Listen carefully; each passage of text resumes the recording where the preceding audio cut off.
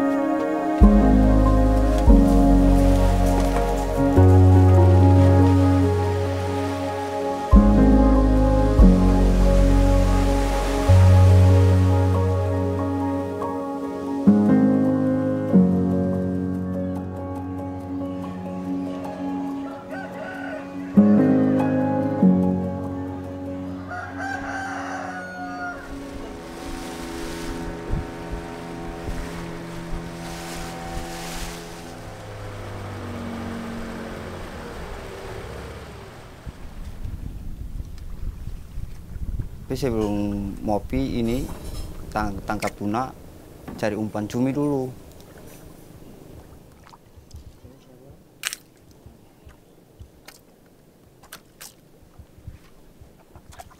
Nah, setelah tangkap cumi sudah mencukupi target lah per umpan, nah, baru mulai pergi cari lokasi tuna untuk tangkap. Laude adalah nelayan yang berasal dari Tanjung Yainuelo, Kecamatan Amahai, Maluku Tengah. Di usianya yang kini menginjak 32 tahun, Laude sudah 1 dasawarsa lebih menjalani profesi sebagai nelayan secara mandiri. Mencari ikan pelagis besar seperti ikan tuna di kawasan perairan Laut Banda.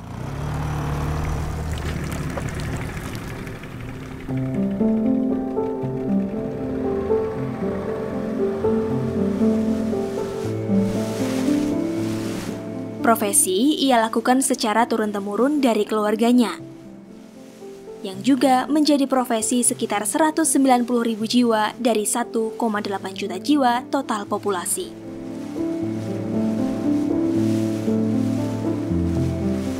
Artinya, lebih dari 10% masyarakat Provinsi Maluku mengandalkan hidup dari hasil laut.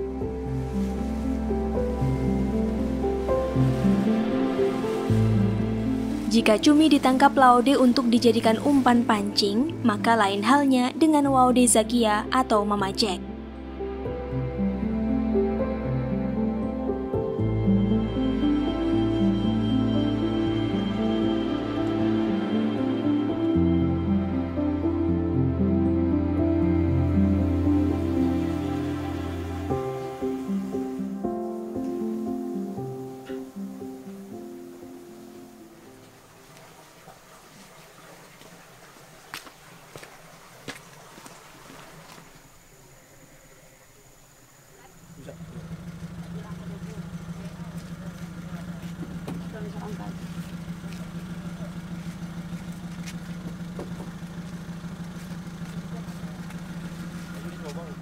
Oke, bisa naik? Bisa.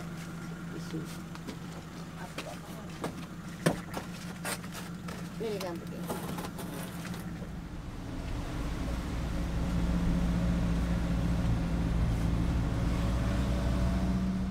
Mama Jack merupakan warga Pasir Panjang, Desa Tial, Maluku Tengah. Cumi hasil tangkapan nelayan warga sekitar ia bawa ke Pasar Mardika untuk dijual. Untuk sampai di pasar, ia menempuh jarak sekitar 20 km dengan menggunakan transportasi umum.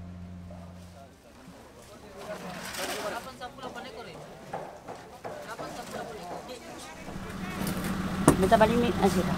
Ini. Jalan sini. Assalamualaikum. Permisi dulu ya.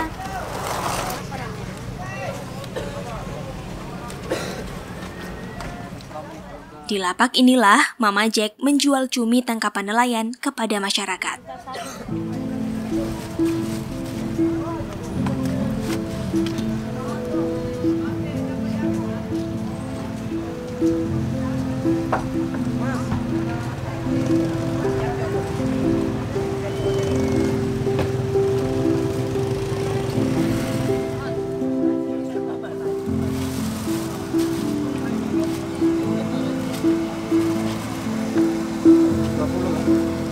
Dari anak muda belum tahu pacaran. Anak muda belum tahu pacaran.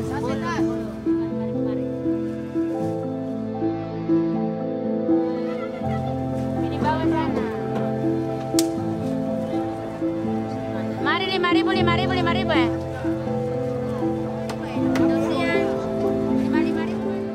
Laude dan Mama Jack adalah warga Maluku yang menggantungkan hidupnya dari hasil laut.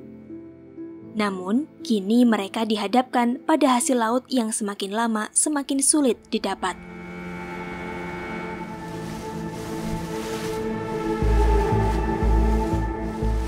Hal itu dirasakan langsung oleh Laude, di mana dari waktu ke waktu ikan hasil tangkapannya semakin berkurang. Bahkan, Laude harus memancing ikan hingga ke tengah laut dengan jarak 25 mil dari daratan. Namun, karena ombak kali ini cukup besar, ia memutuskan berada di sekitaran 16 mil. Kalau dari tahun kemarin sampai untuk sekarang ini, Pak, kalau sekarang lebih rumit, lebih susah untuk cari tuna. Ada jangkauan jauh, baru nelayan banyak. Baru kan kalau untuk nelayan, kalau untuk kami nelayan sini, kebanyakan mengharap mancing itu di lumba atau rumpun saja. Kondisi yang dialami Laude mengindikasikan bahwa ekosistem laut di kawasan ini tidak baik-baik saja. Nelayan-nelayan kita sulit mendapatkan ikan sekarang. Nelayan-nelayan kita harus mencari ikan lebih jauh ke tengah laut dan berlayar lebih lama. Itu salah satu karakteristik yang lautnya sudah mengalami overfishing. Ikannya sudah sedikit. Kita lihat bagaimana laporan Komnas Kajiskan yang di bawah KKP ya tahun 2017, kemudian yang 2022 terbaru, itu potensi perikanan kita sudah memang kritis ya. Hampir semua itu yang memang masih bisa ditangkap itu sangat sedikit.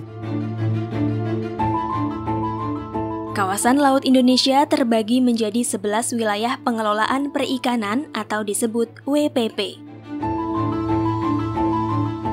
Kementerian Kelautan dan Perikanan melaporkan ada 3 wilayah dengan status tingkat pemanfaatan yang dieksploitasi secara berlebihan untuk jenis ikan pelagis besar. Sementara 8 wilayah lainnya berstatus tereksploitasi penuh. Artinya, tidak boleh ada penerbitan baru surat izin penangkapan ikan, dan proses penangkapan harus diawasi secara ketat. Termasuk di wilayah Laude Melaut, yakni WPP 714. Kalau kita lihat dari rilis KKP itu yang warna hijaunya dikit banget gitu. Yang dominan itu merah dan kuning. Kalau yang kuning itu kan sudah fully exploited ya. Fully exploited maksudnya adalah wilayah itu tidak boleh lagi ditambah penangkapan, tapi harus diawasi secara ketat gitu. Artinya itu kan sudah warning ya. Tapi banyak juga yang merah, yang overfishing. Artinya laut itu atau potensi perikanan itu sudah harus berhenti penangkapannya sebenarnya. Sudah harus dikurangi drastis sehingga ada waktu buat laut kita untuk memulihkan diri, sehingga ikan-ikan bisa beregenerasi kembali. Setelah itu, mungkin beberapa tahun ke depan setelah ada kajian yang baru. Namun, proses pemulihan yang semestinya dilakukan berubah arah seiring disahkannya Undang-Undang Cipta Kerja.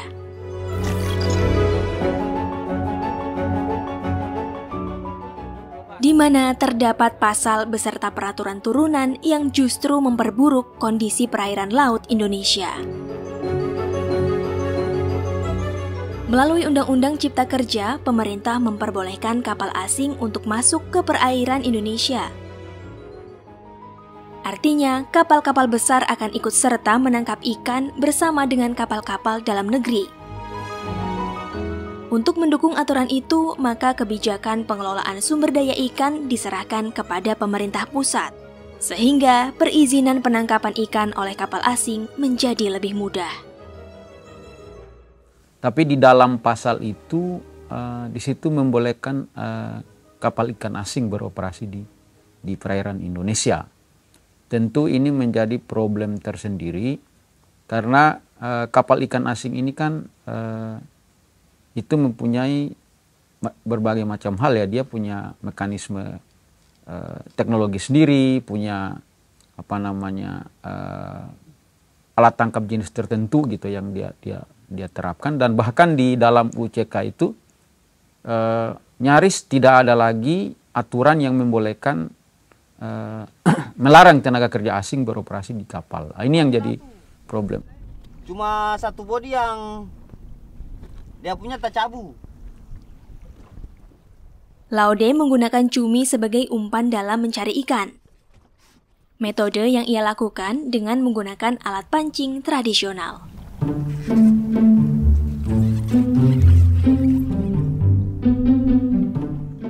Setelah mata kail diberi umpan, senar pancing digulung dengan menggunakan batu.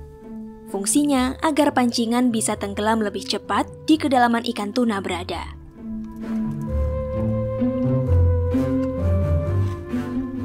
Selain itu, umpan juga diberi tinta cumi untuk mendapatkan perhatian dari ikan.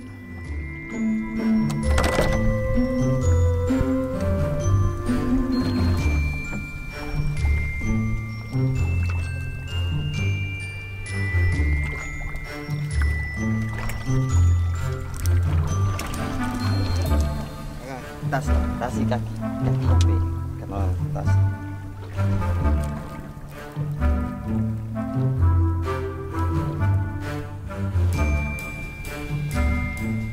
Laude dan nelayan Maluku lainnya kerap memancing ikan di sekitar Rumpon berada.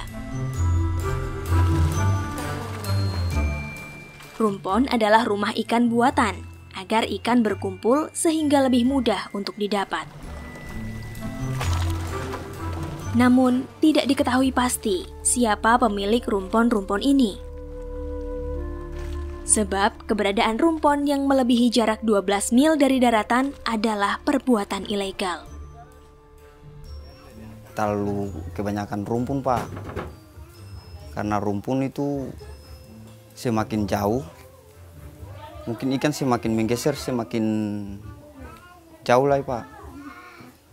Kalau tahun kemarin itu rumpun di dekat-dekat sini itu kita tangkap itu semakin dekat lagi ikan.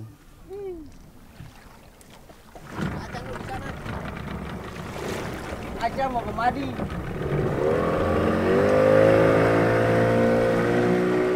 Selain ikan yang kini semakin sulit didapat, keberadaan nelayan tradisional seperti Laude ini juga diterpa ancaman lainnya. Pagi hari ini saya khusus datang ke Ambon itu hanya punya satu keperluan. Bahwa kita akan membangun Ambon New Port. Yang kurang lebih ini di dalam perencanaan, nanti ada 700 hektar yang itu terintegrasi antara pelabuhan logistik dan pelabuhan perikanan serta industri perikanan ada di satu lokasi yang tadi disampaikan untuk mengefisienkan semuanya. Dan ke depan yang kita harapkan dari situlah nanti kita bisa ekspor langsung kemanapun. Tahun ini akan dimulai pembangunannya dan kita harapkan dalam 2 tahun akan selesai. Pemerintahan Joko Widodo berencana membangun proyek strategis nasional di kawasan Maluku. Melanjutkan program yang diinisiasi pemerintahan Susilo Bambang Yudhoyono, menjadikan kawasan Maluku sebagai lumbung ikan nasional atau LIN, di mana akan dibangun sebuah pelabuhan baru bernama Ambon Newport dan juga kawasan industri perikanan terpadu. Hal itu dilakukan guna mendorong penerimaan negara bukan pajak di sektor perikanan sebesar 3,7 triliun per tahun. Nantinya, proyek dibangun di atas lahan seluas 700 hektar dengan memakan biaya pembangunan awal sebesar 3,2 triliun rupiah. Menggunakan dana pemerintah yang anggarannya telah disetujui oleh Komisi 4 DPR RI pada September 2020. Iya, lumbung ikan nasional kan kalau secara filosofi kan sebetulnya itu daerah yang diperuntukkan untuk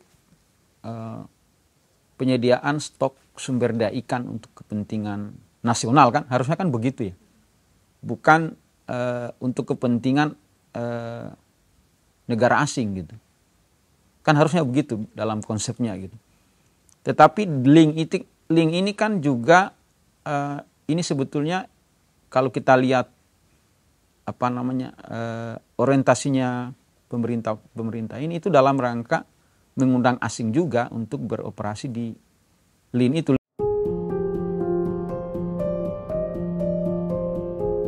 Ambon Newport dan kawasan industri perikanan terpadu nantinya akan dibangun di Desa Wai, Maluku Tengah. Kawasan industri perikanan diproyeksikan dapat menampung 55 perusahaan pengolahan ikan. Selain itu, keberadaan Ambon Newport juga diproyeksikan dapat meningkatkan hasil tangkapan ikan menjadi 750.000 ton per tahun. Sebab selama ini hasil tangkapan ikan di kawasan Maluku dianggap rendah, yakni berada di kisaran 543.000 ton per tahun, di tengah potensi ikan sebanyak 4,7 juta ton per tahun. Artinya, pemerintah beranggapan baru sekitar 10% potensi ikan di kawasan Maluku yang dimanfaatkan. Nantinya, hasil tangkapan ikan didorong untuk ekspor ke luar negeri. Untuk mendorong capaian itu, pemerintah mengundang investor sekaligus membuka pintu bagi kapal industri untuk menangkap ikan. Bahkan, proyek lumbung ikan nasional ini digadang-gadang akan membuka lapangan pekerjaan sebanyak 20.000 tenaga kerja. Jika lumbung ikan nasional akan menyerap lapangan pekerjaan, maka pertanyaannya adalah, apakah akan melibatkan warga sekitar? Kemudian, bagaimana nasib nelayan-nelayan kecil yang akan bersaing melawan kapal-kapal besar dengan alat tangkap modern? Apakah nelayan kecil yang kalah bersaing akan meninggalkan kapal miliknya dan bergabung menjadi pekerja di kapal-kapal besar? Karena kehidupan di pelabuhan itu kan penuh dengan ketidakpastian ketika jadi buruh. Kalau hanya jadi buruh pelabuhan, ya untuk apa? Ya kan? Nah, kan di situ katanya mau dibuat juga kawasan industri pengolahan. Tapi industri pengolahan itu bukan pengolahan perikanan tradisional kan, tetapi pengolahan perikanan industri untuk kebutuhan ekspor. Itu ya tidak mungkin nelayan tradisional bisa di situ. Dan kalau nelayan-nelayan kita, nelayan kecil tidak dapat ruang lagi menangkap ikan atau ikannya sudah tidak ada, mereka kalah bersaing, mereka akan bekerja di situ. Ya akhirnya mereka akan menjadi pekerja, tidak menjadi tuan lagi di laut mereka sendiri.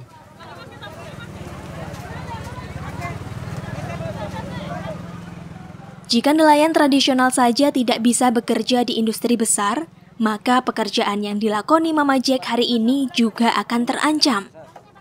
Kedepan, ia akan sulit mendapatkan cumi hasil tangkapan nelayan yang didapat dari dekat rumahnya.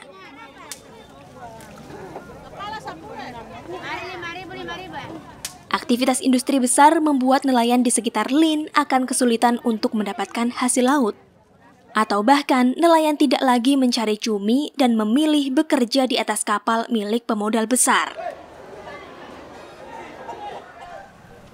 maka Mama Jack akan kehilangan pendapatan sebesar Rp100.000 dari setiap kali ia menjual cumi di pasar. Ya, kita tuh mau hasil laut itu mudah didapat, tapi mau bikin gimana lagi? Terpaksa cari kerjaan lain tuh.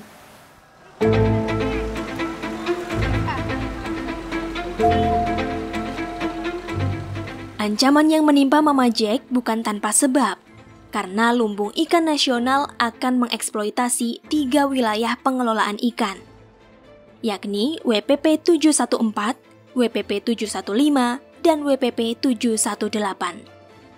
Di mana ketiga wilayah itu masuk kategori fully exploited pada tahun 2022. Maka, Lumbung Ikan Nasional menjadi sebuah proyek ambisius di tengah kondisi laut yang semestinya dibatasi penangkapan ikannya. Nah, ini yang jadi problemnya. Jadi bagaimana nanti dampaknya? Saya kira dampaknya besar sekali. Karena begini juga, dalam stok sumber daya ikan kita, sebenarnya wilayah kita ini kan sebenarnya hampir semuanya sudah mengalami overeksploitasi. Nah, apalagi ketika masuk asing, diundang beroperasi di Indonesia dengan sistem kuota ini bisa membuat stok sumber daya ikan ini semakin tinggi tingkat eksploitasinya. Proyek Lumbung Ikan Nasional yang dicanangkan pemerintahan Jokowi tidak hanya mengancam ekosistem laut, namun juga mengancam ruang hidup Mustaman.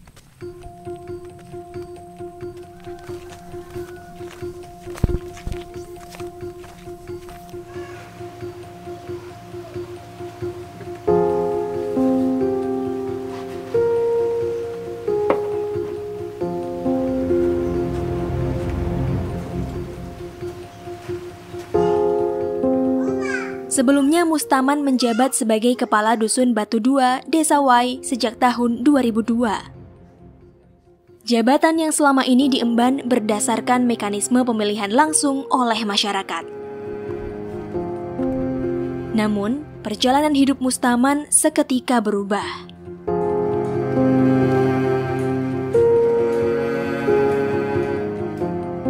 Sementara begitu gencar-gencarnya, kami pada saat itu saya masih menjabat sebagai kepala dusun.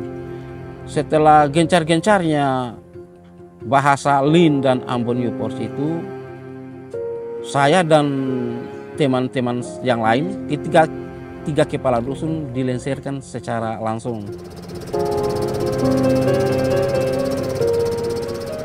Pencopotan kepala dusun yang menimpa Mustaman secara tiba-tiba menimbulkan pertanyaan. Ia mengira barangkali inilah penyebabnya.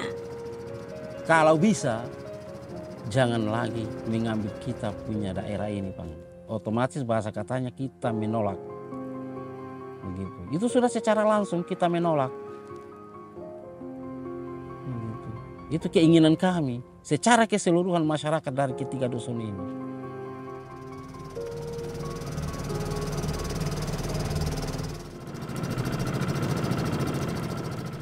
Penolakan Mustaman dan warga di 3 dusun bukan tanpa sebab.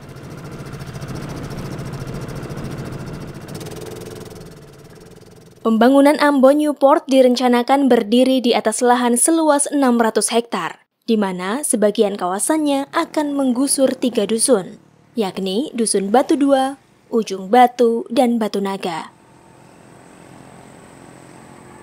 di mana terdapat setidaknya 400 kepala keluarga yang bermukim di wilayah ini. Kebanyakan dari mereka berprofesi sebagai petani dan nelayan kecil seperti Mustaman.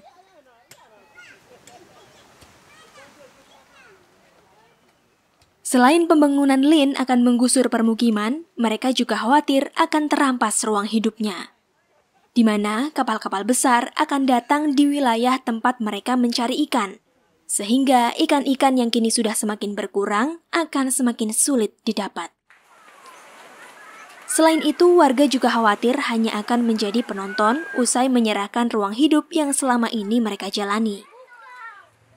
Tapi kalau berbicara mengenai ifatnya kan, kita masyarakat di sini bukan menghidupi lagi, tapi mematikan. Karena itu berdasarkan tadi kita nelayan, ya tak? Kapal 1-2 saja yang masuk, ikan sudah lari pergi. Sementara kita kan masyarakat kecil yang gunakan perahutnya dengan bobotan bukan puluhan ton, tapi dengan di bawah daripada 1 ton. Apa kita bisa berpacu dengan kapal-kapal yang bobotnya ratusan ton, puluhan ton? Kan tidak mungkin.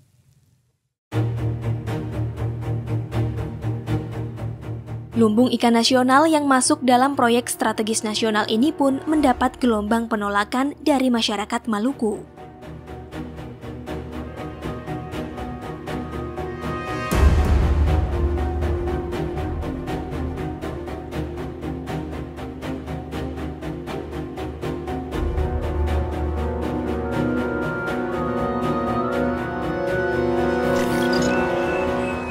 Salah satunya dari Aliansi Masyarakat Pesisir Maluku atau AMPM. Iya, terus? Nah, untuk cuman berenang, masalahnya di mana berenang? Nah, sudah selesai. Iya. Nah, cuma di situ kan di mana? Ada bahwa terkait dengan penolakan dinding segala macam. Tuh, Bapak? itulah makanya kita datang monitor ini. Beta pastikan masalah selesai. Selesai, Bang? Oke. Aksi penolakan dilakukan dengan cara berenang menyeberangi laut dari Desa Wai menuju Pulau Pombo. Aksi itu dilakukan oleh Yusuf Sangaji.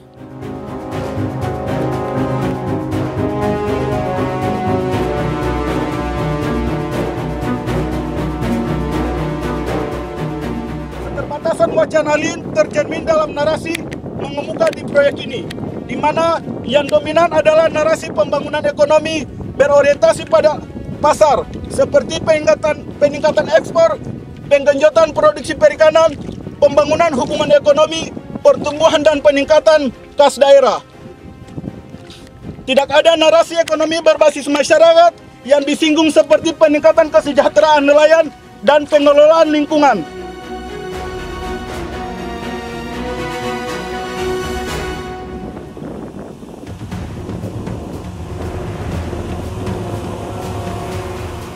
Jarak sejauh 3 km itu mampu ia tempuh dengan waktu 2 jam. Aksi ini membawa pesan kepada masyarakat bahwa proyek Lumbung Ikan Nasional dan Ambon Newport pada dasarnya hanya mengakomodasi kepentingan elit dan pemilik modal. Gerakan berenang dari Wai ke Pulau Pombo ini sebagai isyarat bahwa negara jangan merampas ruang hidup kami. Pemerintah provinsi jangan merampas ruang hidup anak-anak orang Maluku.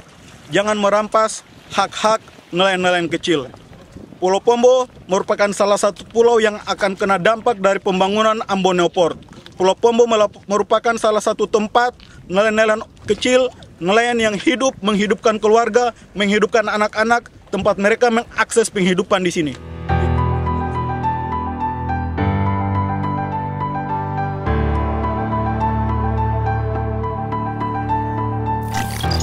Namun, rencana pemerintah untuk memulai pembangunan sejak 2021 silam belum juga terlaksana.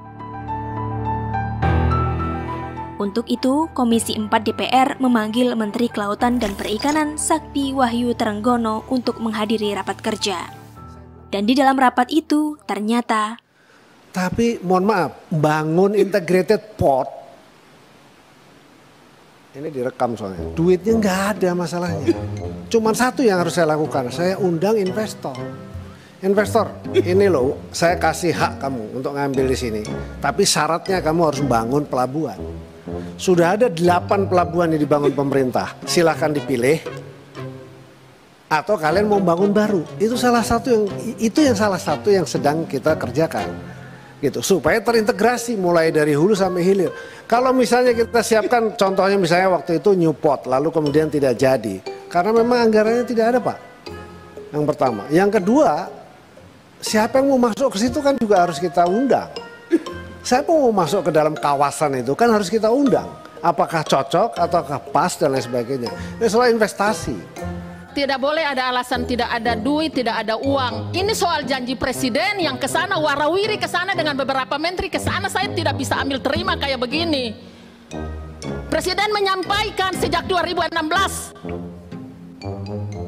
akan dibangun groundbreakingnya bulan November 2017. Kalau katakan duit tidak ada, kami tidak bisa terima. Bisa bangun kereta api di Bandung, bisa bangun ibu kota negara. Lah ini laut kami bertahun-tahun 3 WPP ada di sana. Kontribusi tertinggi 37% untuk negara ini. Kalau alasan tidak ada uang, bagi kami ini tidak adil. Jika Menteri KKP menunda pembangunan lumbung ikan nasional karena tidak ada biaya, maka keterangan berbeda datang dari Luhut Binsar Panjaitan. Menteri Koordinator Kemaritiman dan Investasi itu menyatakan pembangunan lumbung ikan nasional justru dibatalkan. Alasannya, lokasi berada di jalur gunung api aktif bawah laut serta terdapat ranjau peninggalan Perang Dunia Kedua. Ketika hampir semua potensi perikanan itu sudah fully exploited dan overfishing, ya ikan mana lagi yang mau ditangkap di situ gitu? Kapan akan balik modalnya? Jadi memang saya melihat semua hitung-hitungannya, pemerintah melihat pembangunan itu ya dari segi bisnis dan nggak masuk gitu kan. Jadi ya udah hentikan aja gitu. Dan itu ya akan menyakitkan buat sebagian masyarakat yang sudah berharap itu. Tapi di sisi lain, saya berharap sebenarnya pemerintah menghentikan itu karena memang ya udah ini karena potensi perikanannya nggak ada, kita pulihkan dulu lautnya sampai pada fase memang laut kita sudah sehat lagi, potensi sudah bisa lagi untuk kita manfaatkan secara terukur ya dengan data-data yang valid, baru kita mulai. Di tengah kebijakan yang simpang siur, Laude tetap mengarahkan perahunya menuju pelampung yang ia tinggalkan.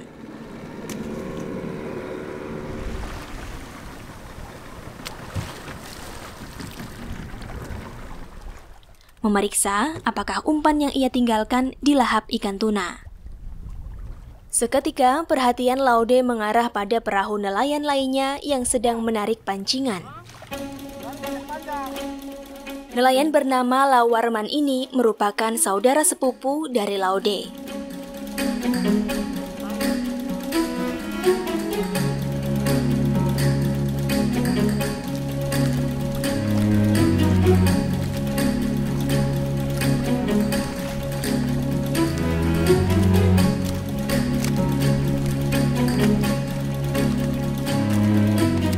Tuna yang ditaksir berbobot 15-20 kg ini muncul ke permukaan.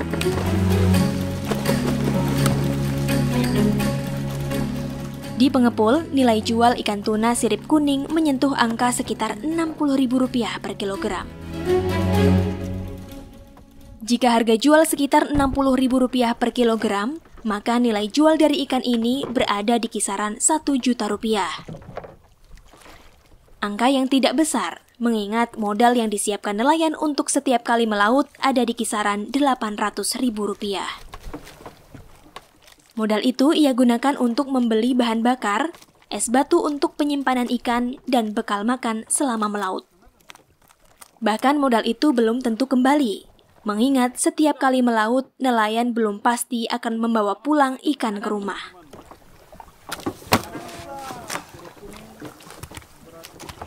Belum lagi nelayan tidak melaut setiap hari sepanjang tahun.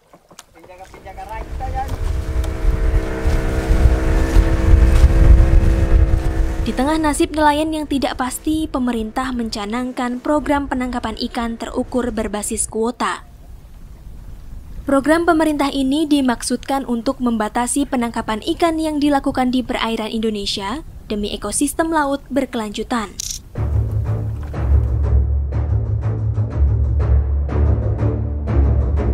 Namun, aturan pendukung kebijakan yang dikeluarkan justru bertolak belakang.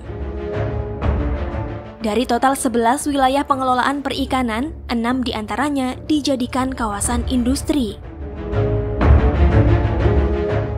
Di kawasan inilah kapal penangkap ikan di atas 30 gross ton akan beroperasi. Kapal yang berasal dari korporasi besar ini akan mendapatkan izin kontrak penangkapan hingga 30 tahun di wilayah pengelolaan perikanan. termasuk kapal asing yang sudah diperbolehkan beroperasi sesuai dengan aturan yang terdapat di dalam Undang-Undang Cipta Kerja. Di dalam rencana pemerintah itu, mereka menargetkan sampai 12 triliun ya target pendapatan negara, bukan pajak. Kan sebenarnya ini harapannya akan menaikkan PNBP, karena memang setiap tahun PNBP itu jarang tercapai target. Bahkan tahun 2021 ini baru sekitar belum nyampe 50% ya target PNBP. Pemerintah berpikir ya ambil jalan cepat aja itu dengan penerapan sistem kuota di WPP ya. Saya sendiri belum yakin penangkapan ikan terukur berbasis kuota itu bisa diimplementasikan di Indonesia. Satu, merujuk kepada data potensi perikanan yang ada tadi. Laut kita sudah fully exploited dan overfishing. Terus yang kedua, akan ada wacana untuk kapal-kapal besar. Ya oke, bukan kapal asing, tapi kapal besar dengan metode apa yang mau ditangkap gitu loh. Hari ini aja nelayan kita menjerit untuk menangkap ikan aja mereka harus lebih jauh dan lebih lama, cost-nya lebih besar, pendapatannya jadi lebih berkurang. Terus mereka akan bersaing dengan kapal-kapal besar yang itu kan punya pengusaha-pengusaha ya. Ya, saya agak ragu itu gitu. Jalur penangkapan juga diatur dalam kebijakan penangkapan ikan terukur, di mana kapal besar di atas 30 gross ton hanya boleh menangkap ikan di atas 12 mil dari bibir pantai. Sementara kapal ukuran 4-30 gross ton berada di jalur 2, yakni 4-12 mil dari bibir pantai. Sedangkan nelayan kecil dengan kapal di bawah 5 gross ton beroperasi di jalur 1, yakni 0-4 mil dari bibir pantai. Namun bagaimana kenyataannya?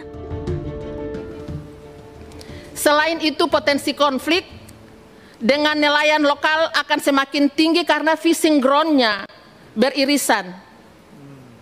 Menurut informasi di lapangan, KKP sudah mengeluarkan beberapa izin kapal dengan alat tangkap pukat hela tersebut untuk beroperasi di WPP 718. Karena yang saya dapatkan dari lapangan, sudah disampaikan beberapa foto konflik terjadi di lapangan.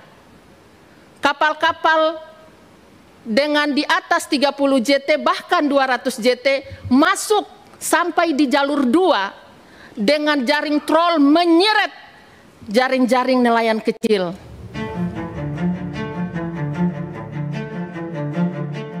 Kapal inilah yang dimaksud.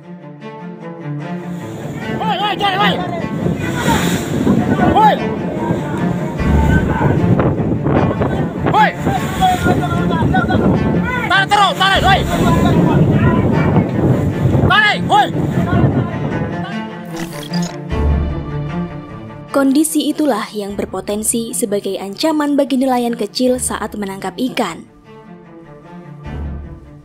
Kisah Laude menjadi gambaran bagaimana nelayan kecil seperti dia harus melaut lebih jauh, di area 20 hingga 30 mil untuk mendapatkan tuna. Padahal kawasan laut yang ia jelajahi berada di WPP 714, wilayah yang ditetapkan pemerintah sebagai zona pemijahan dan pengembangbiakan ikan. Wilayah yang ditetapkan bukan untuk kawasan tangkap, namun kini dalam kondisi sulit untuk mendapatkan ikan.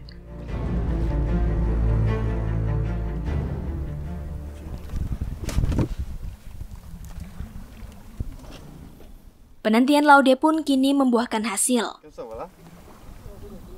Pelampung yang ia tinggalkan bergerak, pertanda umpan yang ia jatuhkan disambar ikan. Seketika ia menarik senar pancing. Laude pun berharap agar hasil tangkapan ikannya menyerupai hasil tangkapan nelayan sebelumnya.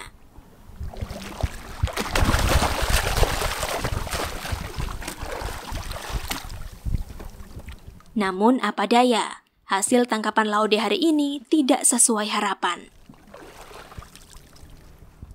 Ia hanya mendapat baby tuna yang jika dijual ke pasaran nilainya sangat rendah. Sekarang kali 50.000 kapan? Laude pun memutuskan untuk menyudahi tangkapan hari ini dan kembali ke rumah. Kalau memang niat kita untuk mensejahterakan nelayan kecil dan nelayan tradisional, ya buat saya memang harus dikembalikan pengelolaan perikanan itu secara tradisional, gitu. Kearifan lokal, bukan berbasis kepentingan untuk menambah devisa negara, tapi memang berbasis kebutuhan kita hari ini.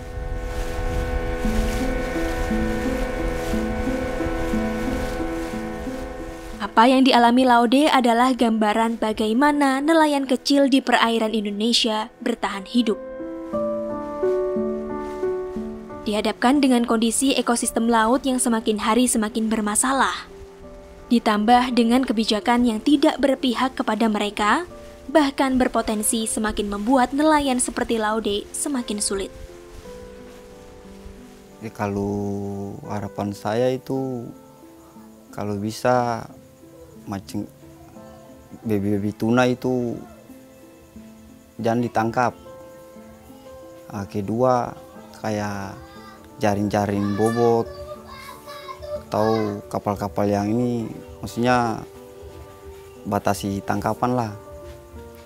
Bisa mungkin ambil yang sesuai standar supaya yang dia kayak baby tuna itu bisa ini. Tapi kalau macam kayak jaring-jaring yang sekarang ini kan mau dia pun dari ukuran yang kecil sampai besar semua ambil.